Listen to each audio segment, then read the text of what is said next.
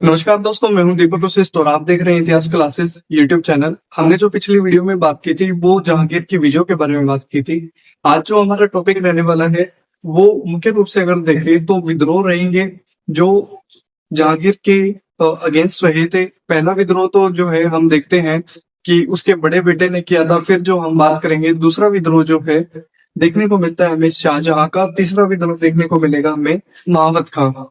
ठीक है, फिर हम बात करेंगे नूरजहां बेगम की। नूरजहां बेगम के जितने भी महत्वपूर्ण कार्य रहे हैं उनके बारे में बात करेंगे। फिर लास्ट में बात करेंगे हम जहांगीर की धार्मिक नीति के बारे में। शुरू करते हैं हमारा आज का ये टॉपिक। इसमें सबसे पहले बात की जाती है कि 1621 में जहांगीर ने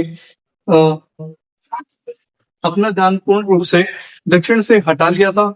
और फिर क्या हुआ, मराठों को सबसे पहले अपने उमरा वर्ग में जोड़ने का श्रेय जो है मुगल शासकों में जहांगीर को जाता है। मुगल शासकों में जहांगीर ने ऐसा काम किया था कि जो दूसरे धर्म के या फिर कह सकते हैं कि जो मराठे हैं उनको जोड़ने का, जो सबसे बड़े ऊपर के तबके के लोग होते हैं, ऊपर के मंत्री होते हैं, उसमें जोड़ने का काम इसी के द्वारा किया गया था मराठों।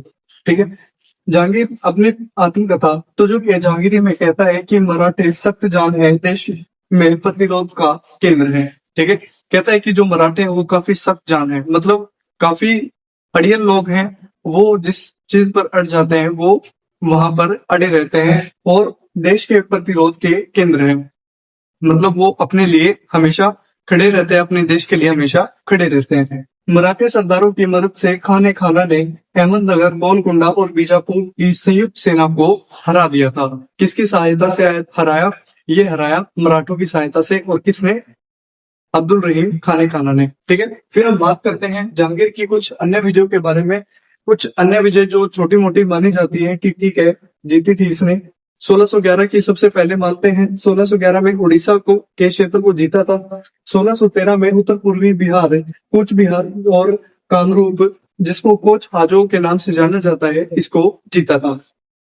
1615 में बिहार का खोखर प्रदेश विजित कर लिया था और 1620 में कश्मीर को भी जीत लिया था। ठीक है, अब हमारा जो टॉपिक रहने वाला है वो है 1623 में शाहजहां के द्वारा जो किया गया विद्रोह है जहांगीर के खिलाफ, अपने पिता के खिलाफ। इसमें देखेंगे 1622 में कंधार मुगलों के हाथ से निकल गया था। ठीक है, वहां पे जो है एक अफगान शासक ने कब्जा कर लिया था। जहांगीर शाहजहां को कंधार जाने का आदेश देता है, लेकिन शाहजहां का इस अभियान पर जाने का कोई भी मन नहीं था। ठीक है, अफजल रहीम खाने खाना के साथ मिलकर विद्रोह करता है। बाद में महावत खान ने शाहजहां के इस विद्रोह का दमन भी कर दिया था। ठीक है, जहांगीर के द्वारा किसको भेजा गया दमन करने के लिए? ये भेजा गया महावत खां को। शाहजहां दक्षिण गया और गोलकुंडा पुर्तगालियों से सहायता मांगी, लेकिन उसको सहायता इसके लिए बिल्कुल भी नहीं मिली। वहां से इसको निराशा मिली और ये वापस लौट आया। महावत खान ने शाहजहां को दक्षिण में भी हरा दिया और बाद में जहांगीर ने शाहजहां को माफ कर दिया। महावत खां दक्षिण में जाता है जहां पर ये गोलकुंडा मदद मांगने के लिए गया था। वहां भी क्या करता है, महावत खां इसको हरा देता है शाहजहां को। और फिर जब ये जहांगीर के सामने आता है तो जहांगीर इसको क्या करता है, माफ कर देता है। ठीक है, शाहजहां के पुत्र दारा शिकोह और औरंगजेब को जमानत के तौर पर अपने पास रख लेता है। कौन? ये रखता है जहांगीर। अपने दोनों पोतों को क्या करता है, अपने पास रख लेता है। किसके एवज में? ये शाहजहां इसके खिलाफ कोई भी विद्रोह नहीं करेगा। ठीक है, महावत खां का विद्रोह। अगला जो विद्रोह देखने को मिलता है हमें महावत खां का विद्रोह है। इसका रीजन क्या रहा था? नूरजहां के द्वारा अपमानित किए जाने पर महावत खां ने अपना विद्रोह किया था। यह जहांगीर का सेनापति हुआ करता था। शाहजहां के विद्रोह को दबाने में महावत खां की एक अहम भूमिका मानी जाती है। यही वो व्यक्ति है जिसने शाहजहां के इस विद्रोह को दबाया था, इसका दमन किया था। फिर हम बात करते हैं बाद में बंगाल की राजधानी को ढाका बनाया गया था। नूरजहां जुंटा, इसका जो मूल नाम देखने को मिलता है हमें मेहरोनी साहब। इनके जो पिता का नाम है वो गयास बेग। तेहरान ईरान के ये मूल निवासी माने जाते हैं। साथ ही माता जो है असमत बेगम है, जो गुलाब से इत्र बनाने की विधि को फेमस करके गई थी, या फिर कह सकते हैं कि ये इनके द्वारा ही बताया गया था कि गुलाब से इत्र किस प्रकार से निकाला जाता है। पहला विवाह जो है इसका 1594 में देखने को मिलता है। अली कुली खां जो अफगान शासक है उसके साथ इस विवाह से एक पुत्री भी थी इन्हें, और वो है लाडली बेगम। ठीक है, अब इनके फैमिली ट्री के बारे में थोड़ा सा जानने को मिलेगा। जो लाडली बेगम है उसका विवाह किसके साथ हुआ था? शाहजहां का विवाह किसके साथ था? ठीक है, लाडली बेगम विवाह शहरयार से जहांगीर का जो दूसरा पुत्र था उसके साथ हुआ था। मेहरुन्निसा शहरयार को सुल्तान बनाना चाहती थी, क्यों? क्योंकि वो उसका दामाद था। ठीक है, जहांगीर के बाद जो शासक बनाने का मन था नूरजहां का, वो कौन था? वो शहरयार था। मेहरुन्निसा का भाई आसिफ खां था और उसकी पुत्री अजरुम बानो बेगम थी। इसका विवाह किसके साथ किया गया? खुर्रम के साथ किया गया। मतलब इसके मामा की लड़की थी और मामा की लड़की के साथ विवाह किसका हुआ? शाहजहां का। ठीक है, 1611 में नूरजहां से जहांगीर ने विवाह किया था। नूर महल की इसको उपाधि दी गई थी। नूरजहां का जो अर्थ है वो क्या है? संसार का प्रकाश, और नूर महल का जो अर्थ है वो है महल का प्रकाश।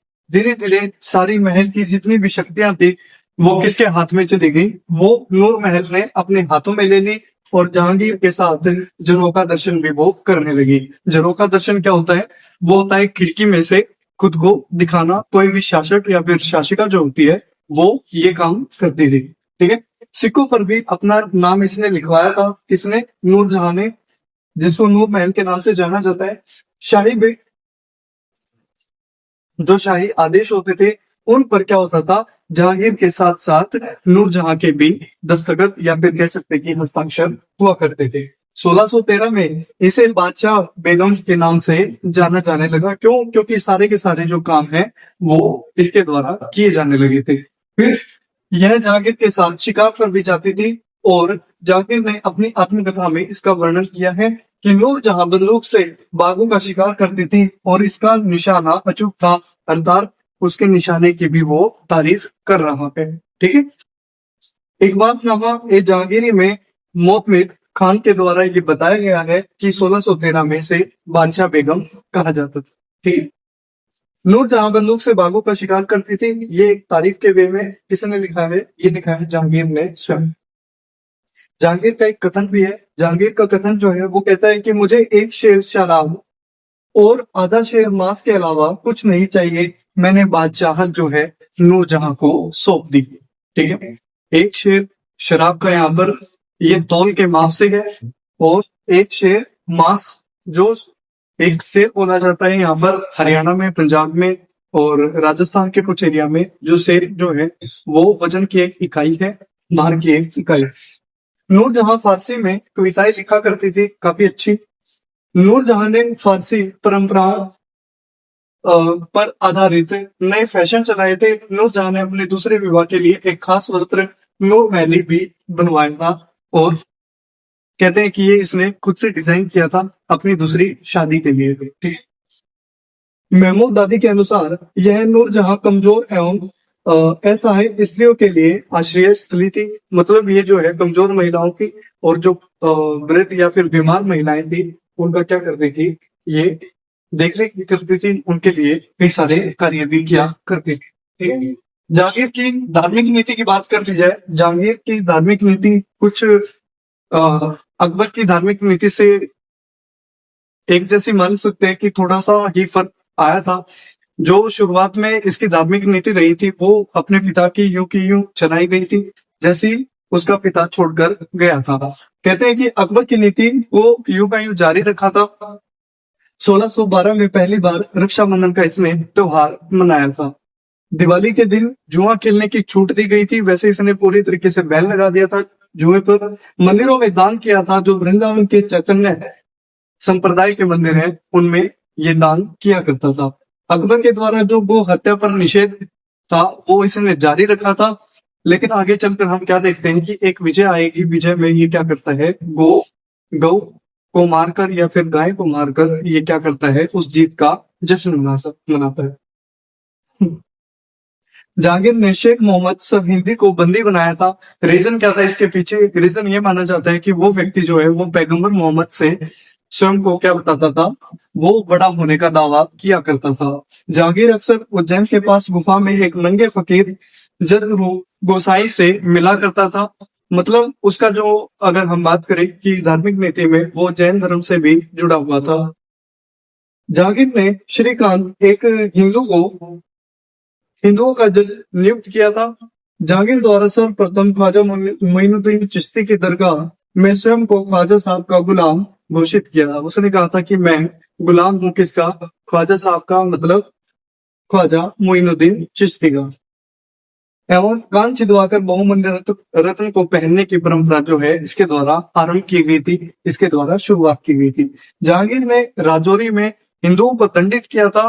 दंडित क्यों किया था? क्योंकि इन्होंने क्या किया था, जो हिंदू लोग थे मुस्लिम महिलाओं से विवाह करके, मुस्लिम लड़कियों से विवाह करके उन्हें जबरन हिंदू धर्म जो है, हिंदू धर्म में परिवर्तित किया जा रहा था, उनसे कबूल कराया जा रहा था। ठीक है। अजमेर में वराह भगवान की मूर्ति को इसने तालाब में फेंकवा दिया था। कहते हैं कि कांगड़ा विजय पर गाय को इसने काटा था और गिरजाघर भी इसने बंद करवाए थे। ये जो 2 पॉइंट है लास्ट के, उपयुक्त दोनों इसकी धार्मिक कट्टरता को दर्शाते हैं। जो दोनों पॉइंट है वो क्या बताते हैं कि यह काफी धार्मिक रूप से कट्टर रहा था अपने बाद के दिनों में। ठीक है। तो दोस्तों ये थी हमारी आज की क्लास। मिलते हैं अगली वीडियो में। तब तक के लिए वीडियो को ज्यादा से ज्यादा शेयर कीजिए, लाइक कीजिए और चैनल को सब्सक्राइब कीजिए।